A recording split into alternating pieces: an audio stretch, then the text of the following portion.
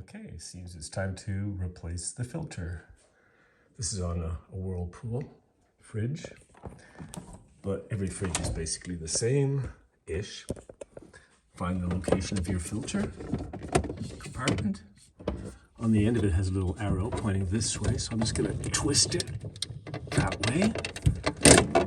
Pull out the old filter. I have a new replacement filter here.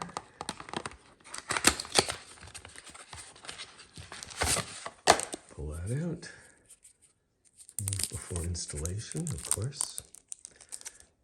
Oh look, spilling water from the old one. Yeah, of course it's not going to be easy. I should pull the knife out, but anyway, take the wrapping off of this. Take this little tabby off. Where's the edge? They don't make this easy. There we go. Go back to the fridge. Put it on to the end here. Go ahead and match it up. Come. There we go. And then counterclockwise to the direction that you had it in. Twisted. Close. And the next thing that you do is that you pour out